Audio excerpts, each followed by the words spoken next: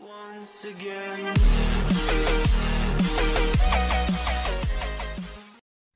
Hello, it's Jimmy here at O'Reilly's. Have a Range Rover here. So this vehicle will not start. It has a message here. Let's have a look. Exhaust filter is full. No engine restarts possible. Using the Launch Euro tab 2 here to go in and read the codes. Connection failed. Let's get the connection sorted out. Okay, here we are. We have particle filter restriction, NOX Exceedance, NOX in driver inducement, and NOX Exceedance signal failure again.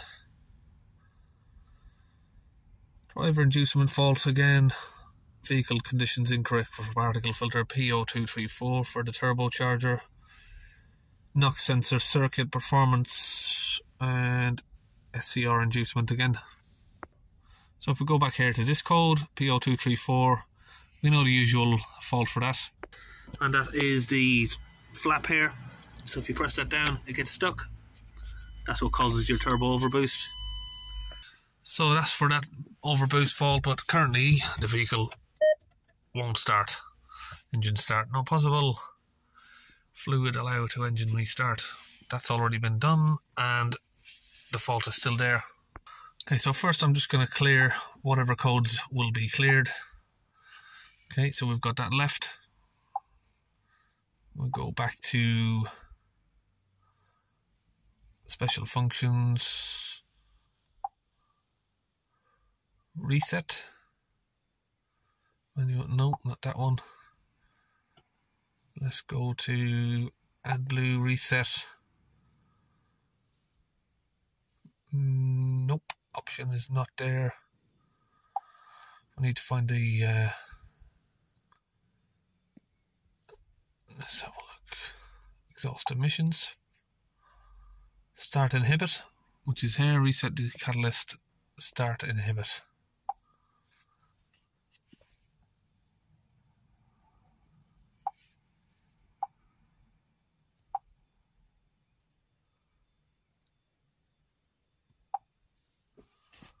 So we've got some sort of error message there. We're going to see if we can just sort that out quickly. Okay, so it turns out that the ignition went to sleep. So let's try that again.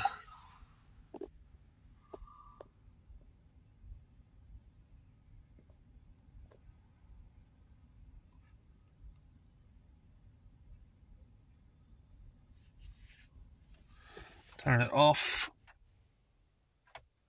And turn it on. And turn it off. And press OK. And that should be successful. Now let's see if we can get it to start.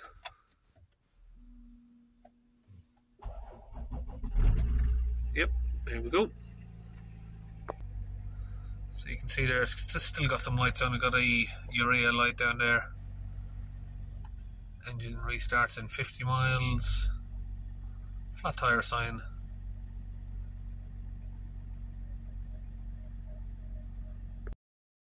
Okay, we can see now we have a 50 miles range on the adblue now that it's been reset. And we'll just clear the fault memory again. And we'll just go and read the codes again. So now it's saying there's no faults. Let's start it up.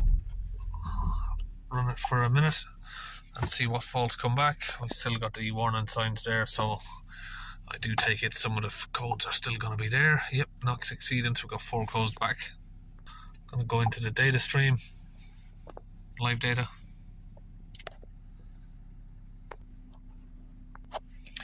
And we just need to find some NOX data. Inhibit NOX reduction system. Okay, so we can't seem to find what we're looking for in the live data there, so I'm going to go back to the special functions again. And now we shall do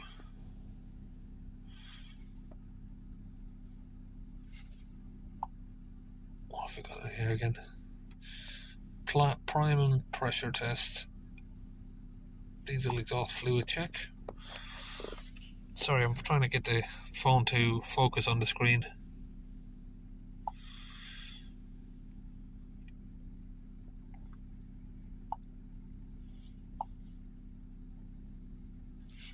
So we just need to calculate how much AdBlue it's got. Now, I've been told that the AdBlue is full.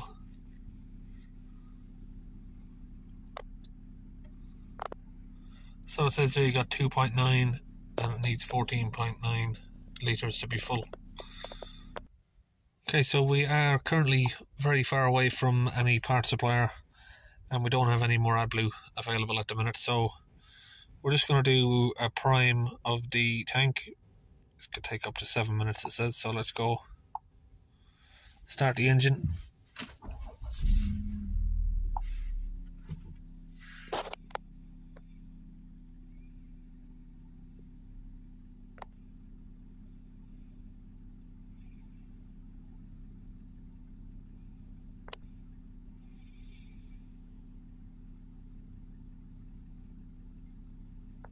So it looks like that's just going to keep repeating there until it's complete. Okay, so we have filled up the AdBlue system there. It's taken a 15 litres. Let's start it back up again. See if that message has disappeared on its own or not.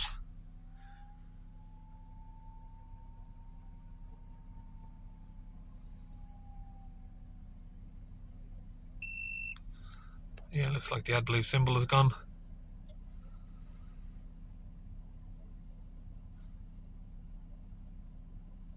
All of that just because it needed topping up. Okay, so we've reset all of the adblue adaptions and reset the DPF detillers. They've all been replaced and they're all brand new. And that has allowed us to clear the diagnostic codes. There you go, so we've not got any codes in there now, and just by filling up the AdBlue, I think I showed someone in that video before with these, all sorts of AdBlue faults, NOX Exceedance, NOX sensor faults. You just fill the AdBlue completely to a full level and magic, they're all gone. So what we will do now is we'll flush the DPF out with some of this cleaning fluid. We won't bore you with that part of the video because we've done way too many of these already. I'm sure you've already seen plenty Range Rovers on our channel here, DPF cleaning. Now you can see some of the empty packets there. We've just filled up the AdBlue. And again, the second part is we are going to come under the vehicle here and remove the AdBlue injector and clean that out. And we also have the DPF pressure hoses just over there. Now we're going to do that as well. And they're putting these AdBlue clamps on. Isn't it funny how they put the bolt the whole opposite way around, the difficultest side that you can reach? I think they do that on purpose. Why not just put the actual bolt side that you need to tighten down this end? Okay, that's the AdBlue injector done. Now we're moving on to the throttle body here. We're gonna file this out so we can get it clean again. We've got hundreds of videos of that on our channel already if you want to see more detail in it. We're just trying to get this one done as quick as possible because it's getting dark, and once we get dark the video quality just doesn't be very good. Okay, so a little bit messy there, but we've got that done. Some of the carbon there that's come out. Cleaned the flap out, and now it doesn't stick. Let's get those loose bits of carbon out of there. You can see inside these they're just not nice. Very dirty. Okay, so just on a rescan, all of the codes are clear there, and we've only got that warning there for the flat tire and just the frost sign. So that's it, all finished on this Range Rover, and we will see you on the next video.